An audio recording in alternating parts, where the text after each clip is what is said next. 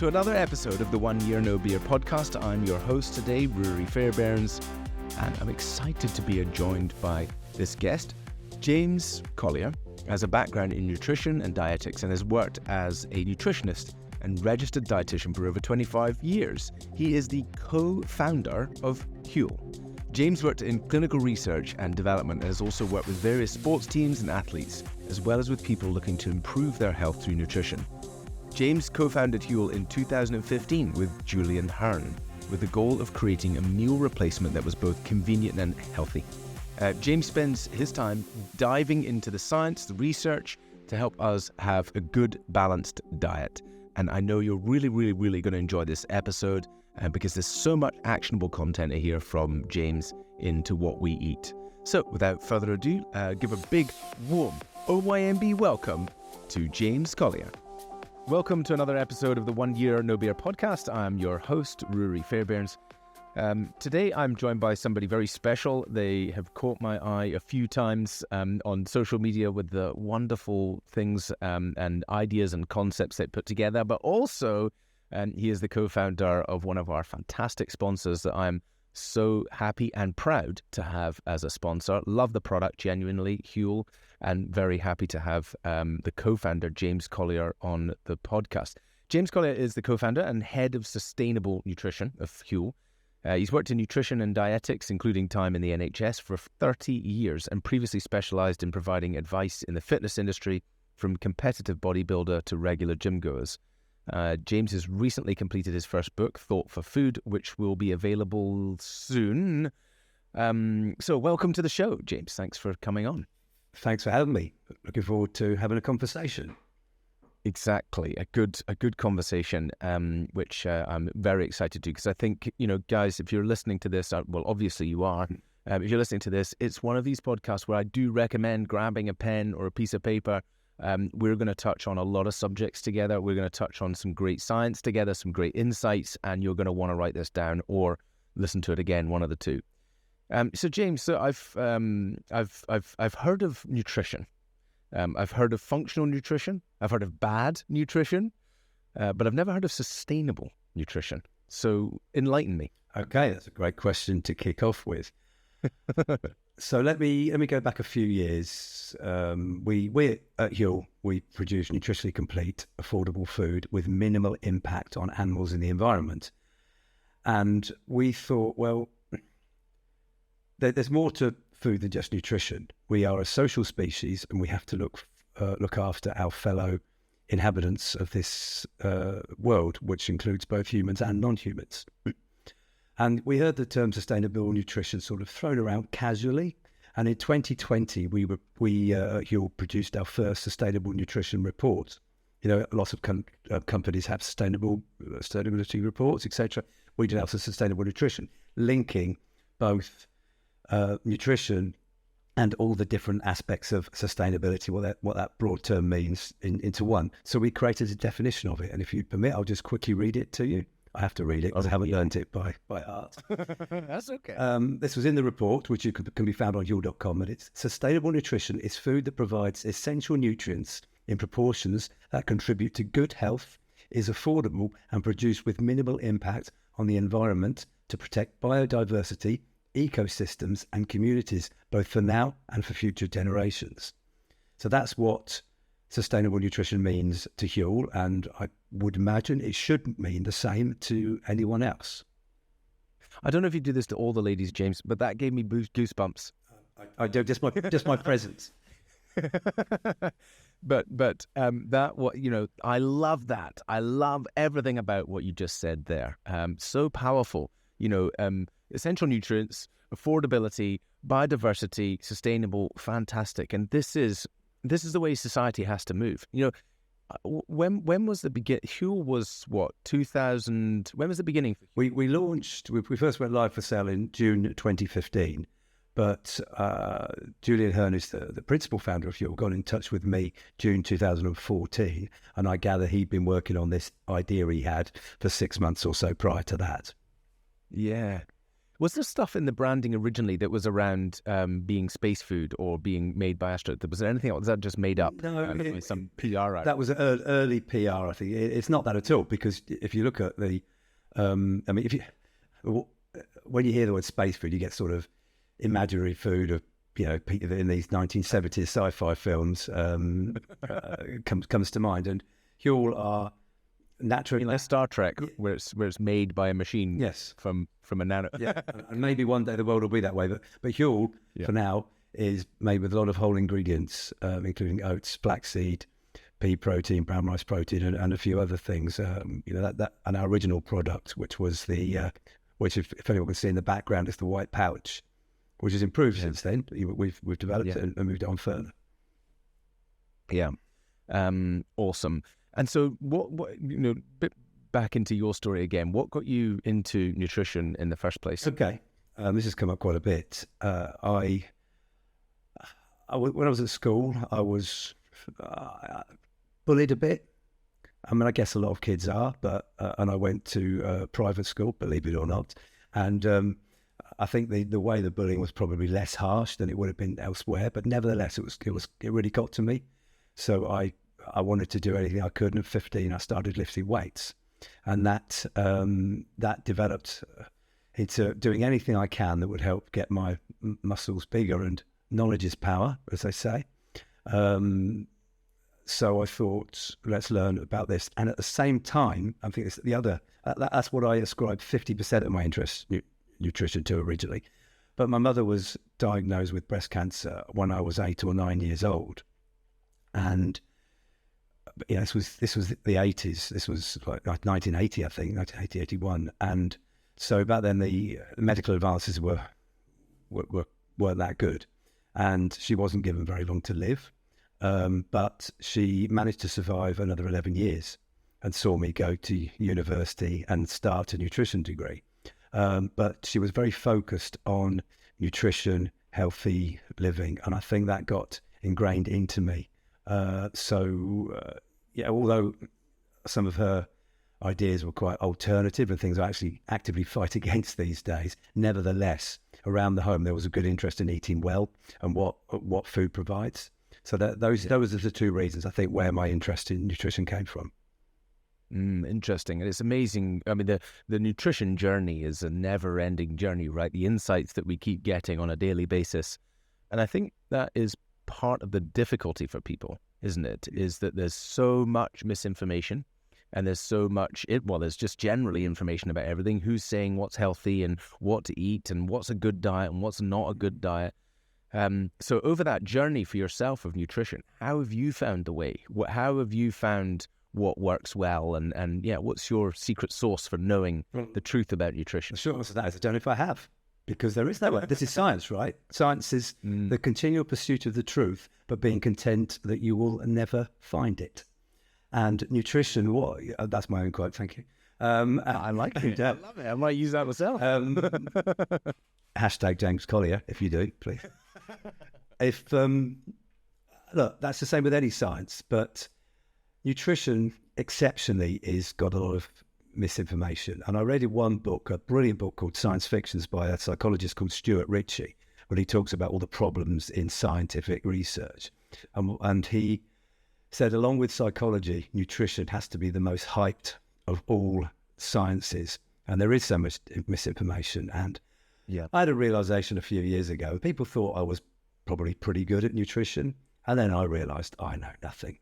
And I'm still, the more I look into nutrition every day, and unfortunately, my job working in nutrition forces me to continue reading and learning about nutrition. But the more I learn, the more how much I realize I just don't know. Yeah, exactly. It's such a vast space. So I guess then we need to rely on people like you who are sifting through the information to hopefully bring us the good stuff. And that's what you do, right? I mean, I look at your posts up on LinkedIn. Is it just LinkedIn, or you also post on Huel, on the site on Huel everywhere? Yes. I've noticed that, obviously. But I think you condense the insights very well and share great content. So if you don't already follow James Collier on LinkedIn, then do, if you want good nutritional advice. we are going to talk about some of that on this podcast. And that actually leads me on to, before I jump into that, let's talk about the setting up of Huel. So in 2014, Julian contacted you with this crazy idea. And was it principally about sustainability? Was it about manufacturing food? Was it about being plants? What was the initial push? So Julian's spoken on a lot of podcasts. There's some really, really good ones as well. So it's worth someone maybe having a quick listening to some of his backstory. I know it's been on the High Performance podcast once before, and the early days on Stephen Bartlett's Diary of a CEO. So his backstory was he'd already made some money on one business, and he was doing another business where he was looking at different diets. And one of those diets involved in preparing a lot of different food every day, and he found such an arduous task. But the one thing that wasn't so bad was protein shakes. So he thought, well, hang on, protein shakes quite simple. Why can't we do this with everything? So I think he got in touch with a few nutritionists, including me, and I responded quickly, what do you think helped? And he commissioned me to do a project. He obviously liked it. There was a few iterations, and over the next year he said, do you want to come on board and try and help me find excuse me, someone to manufacture this for us? And it took us a year, and then we launched. Amazing. Super cool. So could you give me a bit of insight into what is in Huel? What actually is it? What is actually the process? I don't know if you can give any of that away, but I'd be interested to hear that. And then maybe also, how is the recipe developed? Okay, that's great questions there. We've got several products now, but the original powder in the white pouch, we have some principal ingredients, which are oats, flaxseed, pea protein, brown rice protein, MCT powder from coconut, which I'll come back to in a moment, sunflower oil powder, plus some other ingredients as well, like the flavors. More recently, we added tapioca starch in to help with the consistency and the carbohydrates, and also a bespoke vitamin mineral blend. So it is nutritionally complete. What do we mean by nutritionally complete?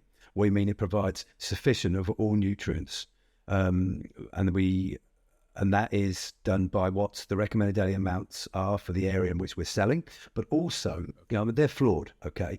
And so where good science exactly suggests that there should be different levels, or where there's nutrient interactions, we've addressed that. So it's complete protein, and all products, like you pointed out, are plant-based, so sustainable. But we've done some studies and some research, and we've made sure that we've got the right sort of protein, so there's maximum uptake. We've got the essential fatty acids, both the omega-3s. We're all told these are good for us, and your products are high in omega-3s, essential omega-6s, and all the vitamins and minerals. Then subsequently, we've developed other versions of the powder. We've got the black edition, which is really popular, which has a different macro ratio. Because it says high protein on it. Correct. Of course it's popular. Yeah, exactly. and people just need to put that on anything these days, and it's popular. Exactly, and that's a big selling point. People is definitely I think people are focusing on. But regular Huel powder is also high in protein. Black edition is higher in protein and lower in carbs. So we've got a different macro ratio. That just basically means a different ratio of the protein, fats and carbs to each other.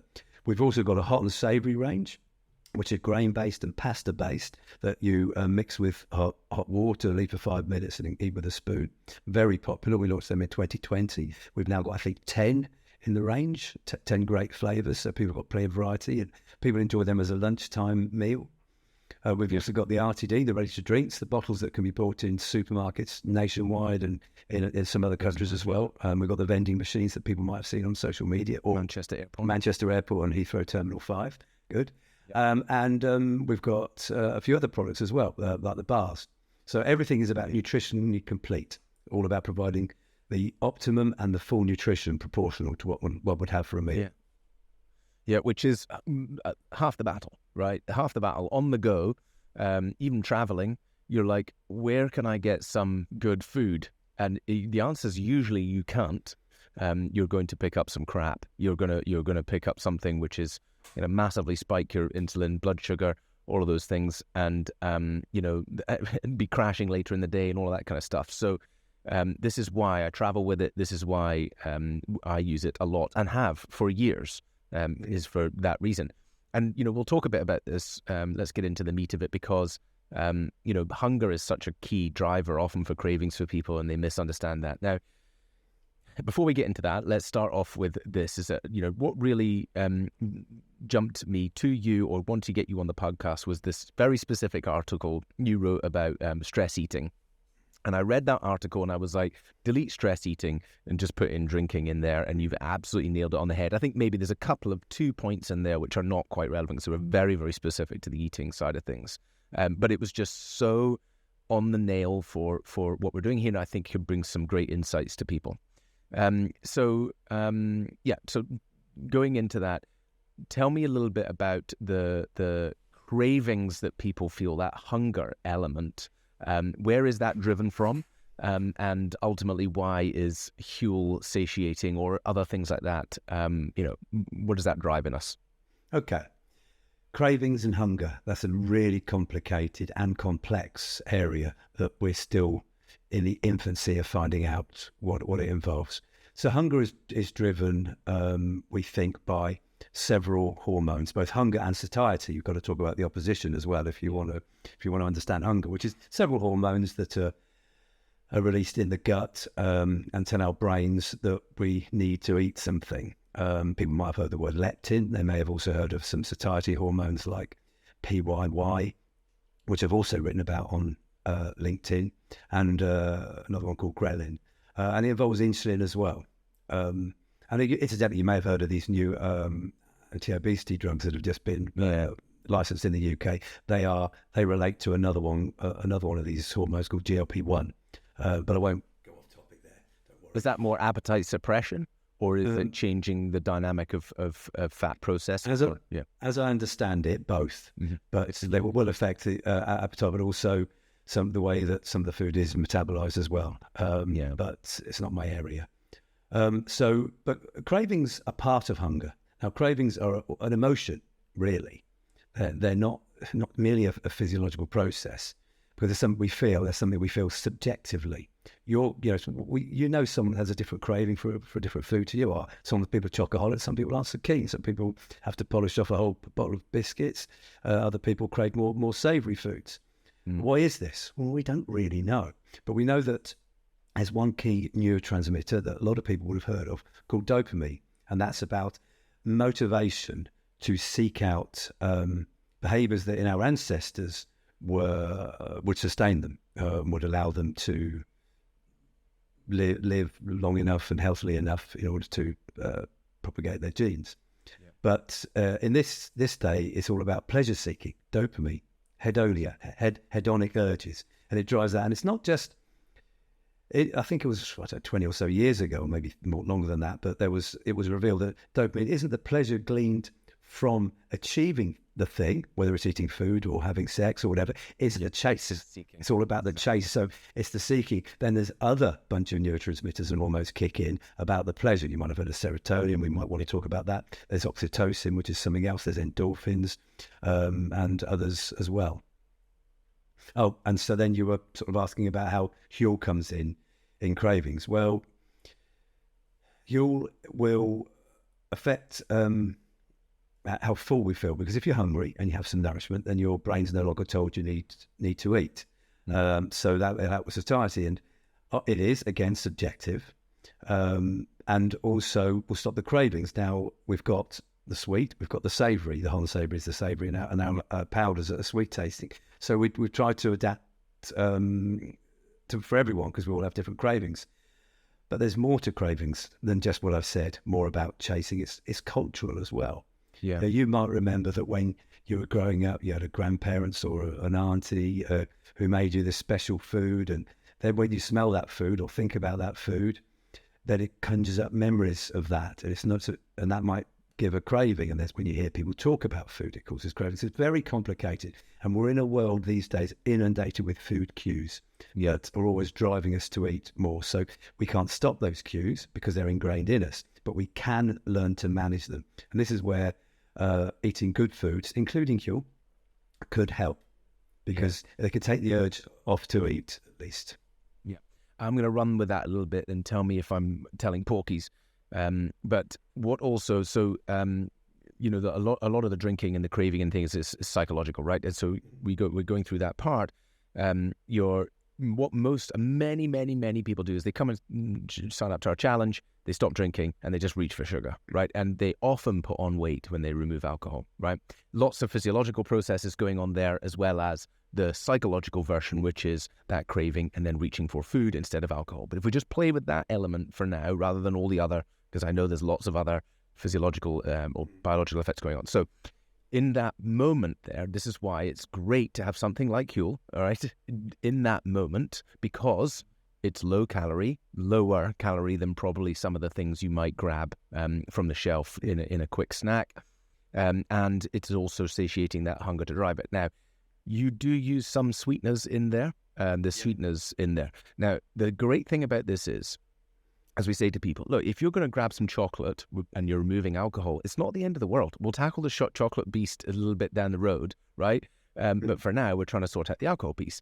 Whereas if you're grabbing a Huel, psychologically, I believe that the brain will start to think that sweetness is being given, right? We think we're being given sweet, but we're not getting the insulin blood sugar rush from having sugar.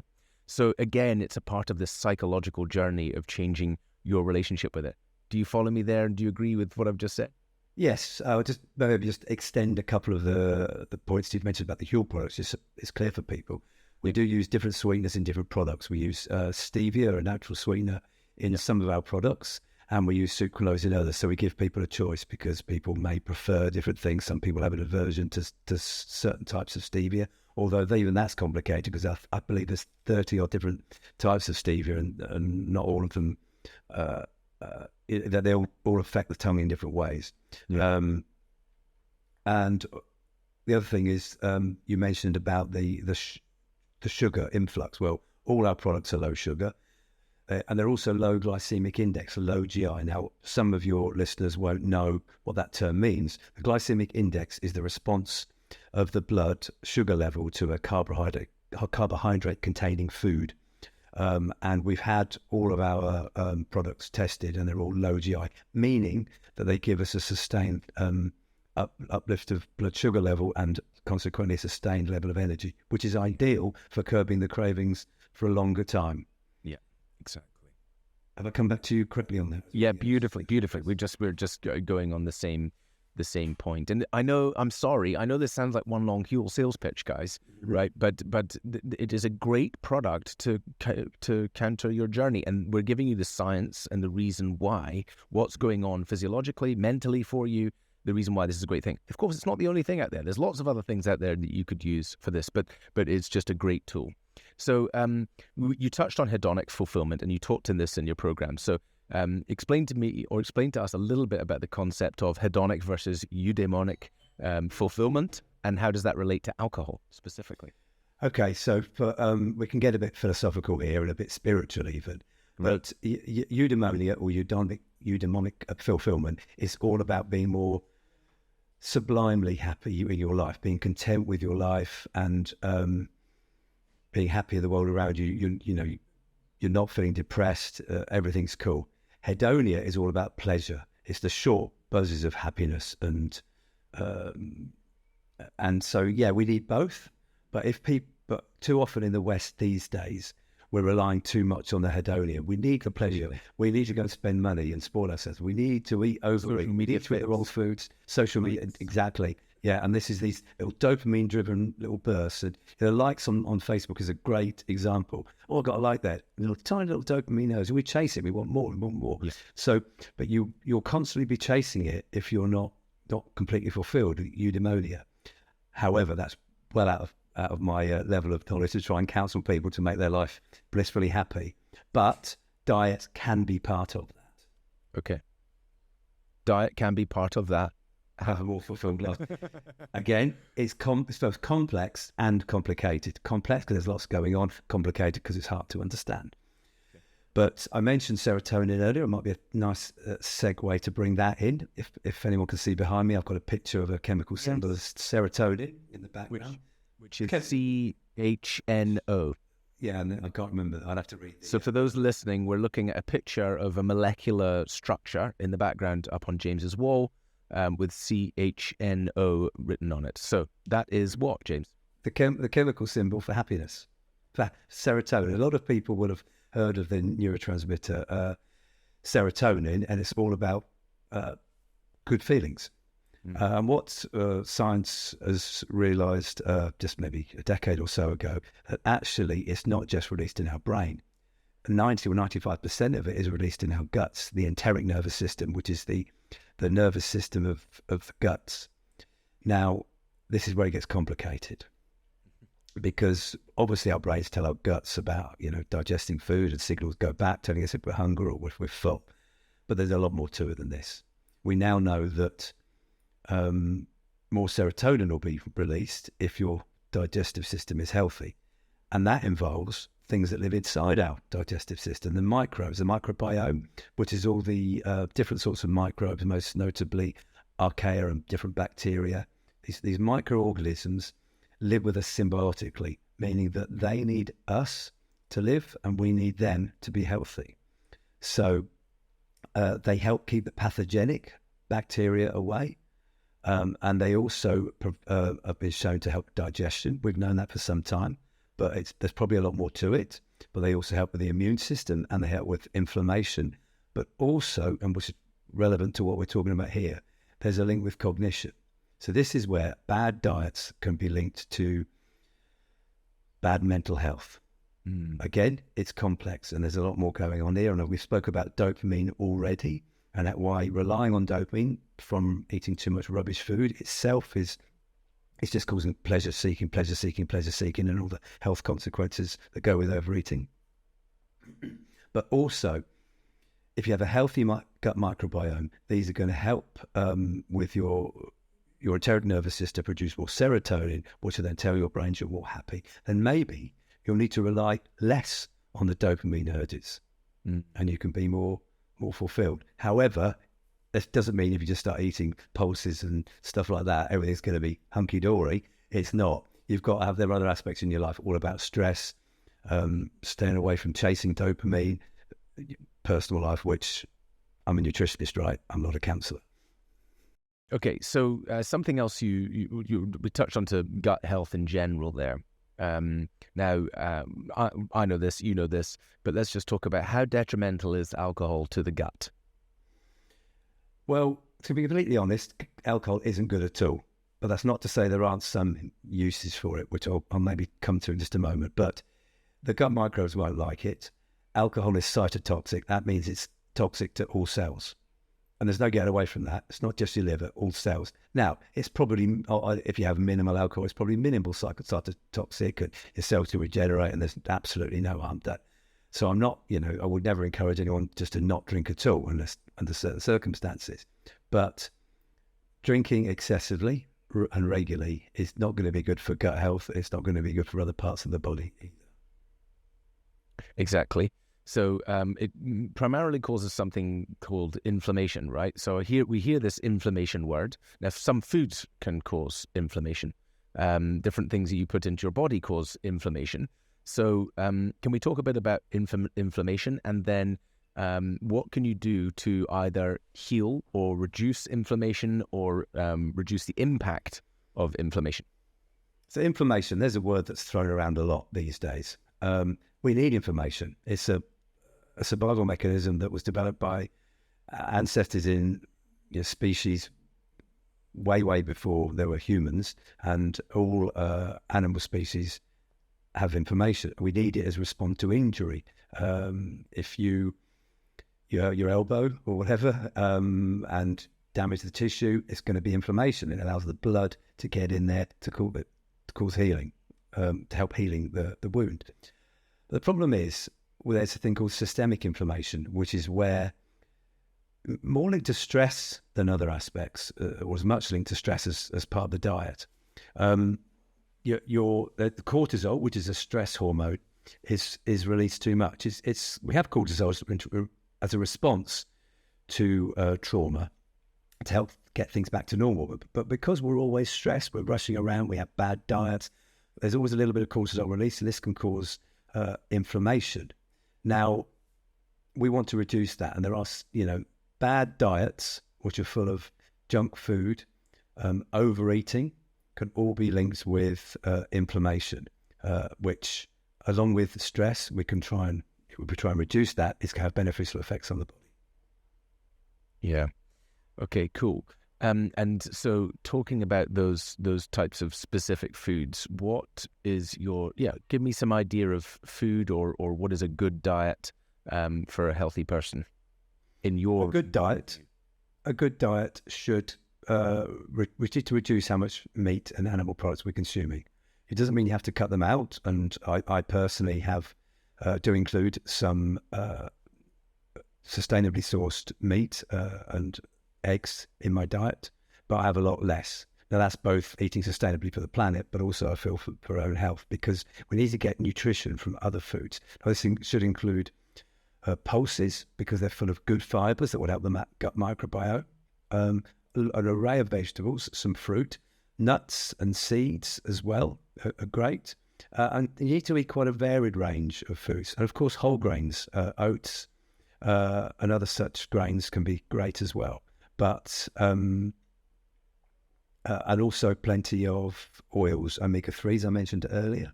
And of course, Huel can be part of all this too. Yeah, because you've just nailed all of those in one meal. Okay, this might be slightly controversial, but not because Joe Rogan did it, but he did do it. I found that out afterwards. But I got introduced to something called the carnivore diet. And when I did the carnivore diet for 30 days, I felt absolutely amazing. Like, brain fog disappeared. I felt really good. I lost a load of weight. I got into some of the content around carnivore diet.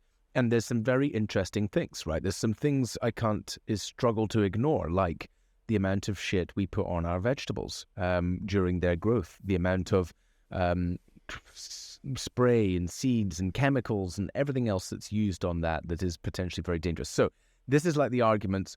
The vegans say that all the cows are pumped full of these things, and the guys eating meat are saying this, and this is part of the confusion. But I know your opinion is about plants and vegetables and things like that, but what are your thoughts about, do you know much about the carnivore diet? What are your thoughts about that? And I think that probably leads us back onto the conversation of, how do we get away from all of the crap we're putting on the vegetable? Because there's probably some truth in there. And that means that we need to be using more organic grown food or more preventative food. And hit me with your thoughts there.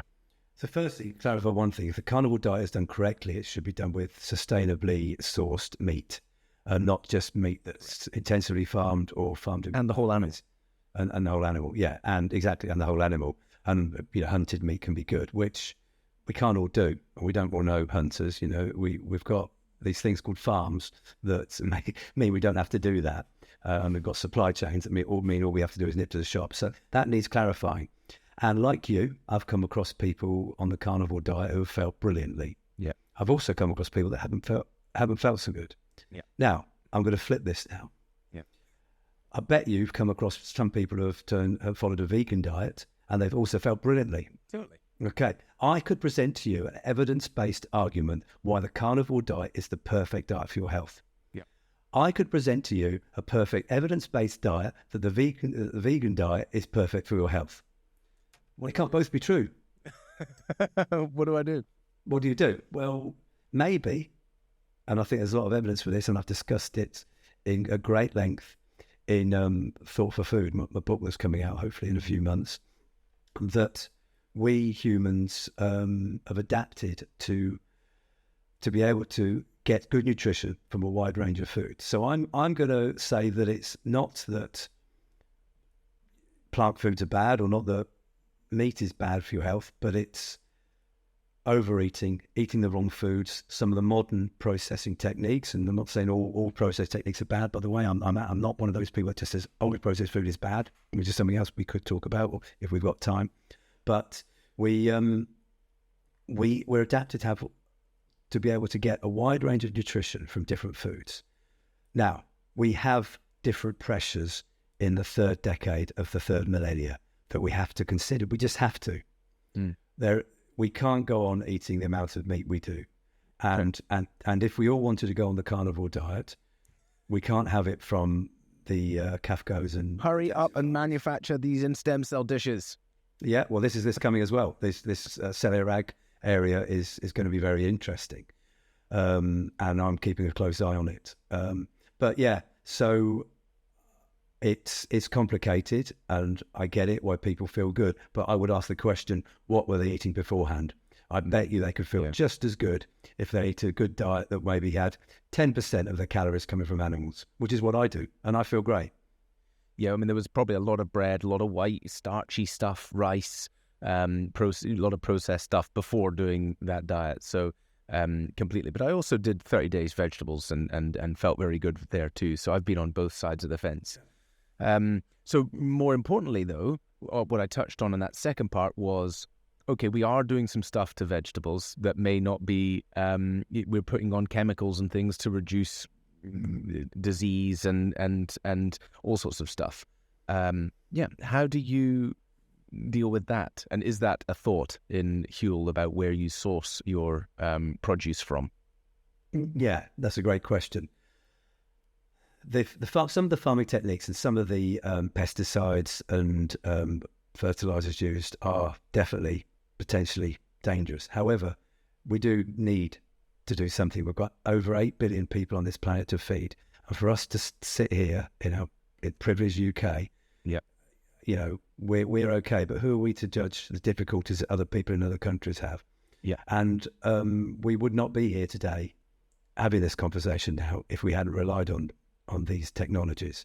However, the soils are getting destroyed, and we need to bring in regenerative agriculture.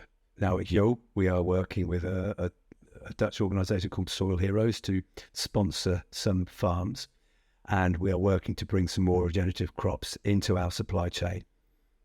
I don't know when, but we're working to do it. The world isn't set up for this yet, but companies like us have to support these initiatives, even if it means we're going to be paying a bit more. But we're going to be working on oats and possibly cocoa as well in that supply chain first, and see where that takes us. Now, I'm not an expert on regenerative agriculture, but I really do urge some people to have a read or listen to podcasts discussing that issue. It's really interesting. Great. We'll check it out. You must have half an eye, or the main eye, I would say, on improving farming techniques, reducing the costs there, improving where the produce comes from, all things like that.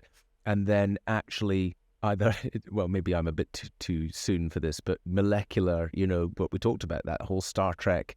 I mean, that's an advanced idea of creating something on a molecular level, but it's happening with petri dishes and meat, right? They're using stem cell technology, so that's like a step towards. So are you in that world looking at it? Are there developments in what would we call it? The manufacturing cellular ag. Cellular ag. That's the name of the area. Cellular agriculture. Cellular agriculture. Correct. Yeah. Okay, so tell me what's going on in cellular ag. Yeah, it's really interesting. I'm very fortunate position that I get to talk to some of the companies developing this stuff. There's the meats, the lab-grown meats that are really interesting, where people have basically created the muscle cells and grown them on a mesh framework. Yeah, and it's available commercially. There was a company in Israel, I think last year or the year before, that have gone commercial. Expensive, but it can be bought. There's gelatin, which is used, in sweets. There's now been that's being sold in confectionery across the USA, as I understand it. There's a company who produce the milk proteins that are now selling certain ice creams in America as well. Then there's egg white protein. And there's also a very interesting Finnish company. That's non-farmed. That's non-farmed product. Non-farmed. It's all created in a lab-stroke factory. They're all quite expensive at the moment because although some of them are commercial, they are still scaling. But there's I'm going to give these guys a plug because I love them. There's a Finnish company called Solar Foods that are producing a protein called selene. They're worth looking up. So we're talking to them because they produce protein from thin air. That's their slogan. How? Well, we've got this extra carbon. We've got carbon in the air that we don't want, right? So if we can use the natural waters from Finland and the solar power and can get the carbon out of the atmosphere, and we're using some microbes to then make it into a food that we can eat, what better way? Which is exactly what these guys have done. That is incredibly exciting. Yeah, absolutely, yeah. And there's this, along with, I mean, there's technologies that we're using already, like extracting protein from the vegetables. Like we use the pea protein, the hemp protein, the brown rice protein, combining them, and we've got a complete protein that's highly digestible. Yeah. So we don't just need these, because these are equally useful, and that's what we're using at Huel. Yeah. I mean, that's super exciting. So, what's the future looking for Huel, the future product? Where do you see you guys going? We've got a massive innovation pipeline. We've got some really good guys and girls in our new product development team that are working on both improving our current range and some new innovations, which I can't talk about the new innovations, but I can say we've got some improvements coming. We announced last week improvements to our white pouch powder that's coming. We've got some new flavors, and we've made it. It'll be less clumping. A bit smoother, which these are all the other side of the innovation we do. Yeah, exactly. One thing I was going to say, there was something about world hunger. I mean, I don't know whether you were talking about that, but being able to produce something like this at scale, nutritionally complete, into places, is that something that you've looked at or you were a part of at one point? Are you doing anything in that sphere? It's really complicated to do things like that. We are still a young company. Yeah. We're 7.5 years old, and we don't have the resources to do as much as we'd like. So we put our energies into working with, like I mentioned, Soil Heroes, regenerative agriculture. Yeah. We have a volunteering scheme for work to help with local relevant schemes. And we do support anything on the sort of sustainable nutrition type thing. That's where we focused our energies. Yeah. So, and how big is the company now? So per company, we've got about 240 employees over 8 offices, including London, New York City, Birmingham, and Tring in Hertfordshire, which is where HQ is. Yeah. We have a bit of Tring. Sold. Oh, I can tell you. You ready? I'm going to do this. There was an old man from Tring who embellished his nose with a ring. One evening in June, he stared at the moon. That ecstatic old man of Tring. Woohoo! I remembered it. You remember? Okay, that's an actual thing. It's an actual thing. Not from Tring, so I've not heard that before, and I'm sure that it will get shared with my colleagues. It's on the bathroom in my now deceased grandmother's house.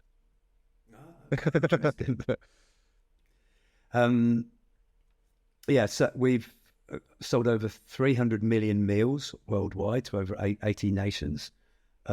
And we're continuing to grow. We're primarily in the UK, Europe, the USA, and Japan. But in other countries, some other countries, they can buy products as well. Amazing. Cool. Right now, so tell me about the book Food for Thought, or what can you tell me? The basic premise is, look, what can we as individuals do to address the multiple issues that we're confronted with in 2023? Mm-hmm. We have to eat, sustainable nutrition. We have to address that. There's the ethics of eating. Should we be vegans? I've discussed that. I've tried to look at the morality of eating animals. Also, eating for our physical health, of course, and physical performance, eating for our mental health. And one thing that's too often overlooked is eating in the company of others. We should share food. Now, I get it. Huel's not about that, but there are plenty of meals in a week where we could be eating with family and with friends. And this is, we're all too rushed these days. Yeah. And it would be good just once or twice a week to prepare food with friends and then share that food. Yeah. And it's not something we're very good at in the UK and the US. Some of the Southern European and the Mediterranean diet, which has some direct nutritional benefits, but maybe this is part of the benefit as well. Yeah. So I initially in the book look at the reasons why we choose the foods we do, because if you can understand our motivation to eat, which could be the things we spoke about with our drive to eat and the cravings and the biologies of hunger in society, but also the cultural aspects and various other aspects like food being marketed and how it's delivered to us, supply chains. We can understand that, then we can consider how we can eat better, addressing those areas I've discussed. And then the last part of the book, I try and bring it all together. I talk about some of the new innovations. We spoke about the cellular ag, or obviously I'll talk about Huel, but also discuss some other innovations as well, and processing as a whole. Yeah. And I have a different view of food processing. People criticize certain food and say, "Oh, it's processed," as if that means it is bad. Yeah, well, that would be my perception. So, and that is the perception that has been pushed a lot. Processed food is bad. I remember reading stuff was if it's got more than 5 things on the ingredients list, then it's too processed and it's dangerous for you. So let's talk about that, because what myth have I been sold here? I'm not convinced by that. I mean, I get it. There's a thing called food reductionism or nutritionism, where we're accused of breaking food down to its constituent parts and only focusing on that, like how much fat it's got, how the vitamins in it, the fibre, the sugar, etc. And food is absolutely a whole lot more than that, and we should think of it that way, where the microbes come in. However, processed food, as humans, we've been processing food for probably 400,000 years since we started daily manipulating fire in order to apply heat to food, help develop our brains and help us become Homo sapiens, and be able to do the things we do today. But I get it. That's not what people think of when they say processed food. They're sort of referring to all the manipulations to food now last maybe 50, 70 years at the most. And not all of them are bad. We want, people, you bake bread with a bread maker, or if you're fortunate to have one, or it probably lasts a day. But in those days, it was all consumed by the family because they didn't have much else. These days, we're fortunate enough that we can buy a loaf and it lasts a week and it's still in good nick. And I think that's a good thing. Yeah. And it allows, getting food to a wider range of people. Of course, the majority of ultra-processed foods that people have are rubbish. Yeah. But here's another phrase that I use in Thought for Food, and another one that I'll take the credit for, is nutrition science is not rocket science. Okay? But, you don't need to be an expert in nutrition to know what good food is. Sure, there will be some things that will confuse you. You mentioned earlier that there's all this misinformation put out there and people are saying different things. But fundamentally, we know what crap foods are, and we know what good foods are. Yeah. Eat less of the crap, eat more of the good. There you won't go far wrong. Yeah. And I think that, just to put on another bit of sales pitch for you, but I do love Huel, so that's very easy for me to talk about something that I love and use, is that even if you do have a poor diet or a good diet, whatever it is, that adding in something like Huel is going to only improve your diet. It's like that one step you can take, right? And so many people are stuck with the mountain of, I eat too much of this and my diet's poor and I have to change everything and all that stuff. And it's like, well, what's the first step? There you go. I just nailed it for you. Go and get some Huel. Now, I will add in that if you do go to Huel, go to huel.com/OYMB, because then they continue to sponsor our podcast. And by the way, James, I'm meeting your team in 3 hours to hopefully talk about them carrying on the sponsorship of the podcast. Maybe they're going to tell me bad news. Sorry, Rory. We don't want to sponsor the podcast. This episode will never air. Okay. I'm kidding, James. So head to huel.com/OYMB to get yourself some Huel. Great for hunger. We've talked about all of the nutritional benefits. We've talked about having an improving diet and those wonderful things. So easy to use. So go and grab yourself some Huel. And when you do this /OYMB, you get a free t-shirt, you get a shaker, some extra bits and pieces like that, and they continue to sponsor this wonderful podcast. And that is not the reason why I have James on this show. James's content, what James puts out there is fantastic. So go and have a look at James Collier on LinkedIn. You'll also find him on the Huel blog, and what he's putting in there from a nutrition perspective, the content that you're sharing. I noticed you shared a great podcast. Can't remember the name of the guy, but it was Stephen Bartlett podcast. Everything we know about nutrition is not right, or whatever. Very controversial. Counting calories is wrong. What was that guy's name? Giles Yeo. He's a professor at Cambridge. He's brilliant, that guy. He's one of, I listen to a lot of nutritionists, and whilst a good proportion of them talk a lot of, they discuss some really good issues. There's a few, maybe the odd thing I perhaps disagree with them, and I can demonstrate why I disagree. Giles Yeo is one of them. I struggle to find anything I disagree with. Amazing. Now, I'm not that. I realise I'm putting myself up there as like the old wise one when it comes to nutrition, which I don't mean to, but I'm just trying to illustrate. No, why not? I think this guy's got very, very credible. You should. You're going to be a published author, superstar, and co-founder of a huge business which has had a significant impact on many, many, many lives. So you absolutely should be putting yourself up there. Well done for the recipe and what you've achieved so far. So thank you for coming on the podcast, James. How would anybody reach you? Where are they going to find the book? How do they find out more about you? The book will be available in bookstores and Amazon, of course. I will be shouting about it everywhere when I've done it, because it's a big achievement for me. It's a lot of it's going to be, by the time it's launched, it'll be 3 years in the making. But if they want to, I'm on LinkedIn, I'm on Instagram as well. I will be going on other social media platforms reluctantly, but I feel I need to do this in order to, one, promote the book and future things, but also, look, I just want to say one thing. I was talking to a very credible nutritionist friend of mine last year, and we were both commenting on all the misinformation that's out there and all the influencers that are giving bad information. But then she said something interesting to me. She said, that's on us. We don't do it. We don't put ourselves out there enough, putting good information out there. So I kind of feel a bit of a moral responsibility to put better information out there that people can grab hold of. So I plan on doing that out of my comfort zone, because as they take the mickey at work, they think I'm a bit of a dinosaur with tech. I don't think I'm that bad, but outsource everything out of that for sure. Outsource it. As long as they've got you in front of a camera or writing the words, then that's your bit done, and everything else get somebody else to do for sure. Otherwise, you'll just waste lots of time.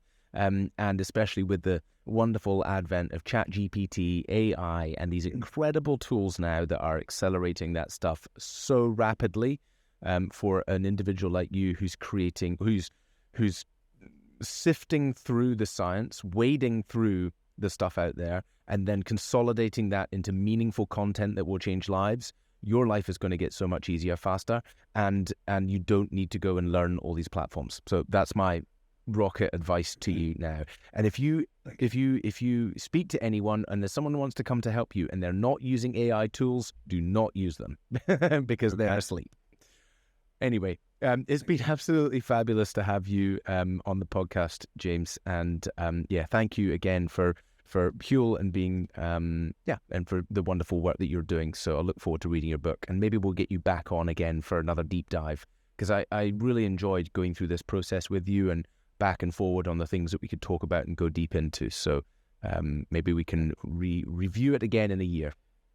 Yeah, thanks. There's so much that I can talk about nutrition all day. I love it, and it's been a great conversation. Thanks very much for having me. Good man. Thanks.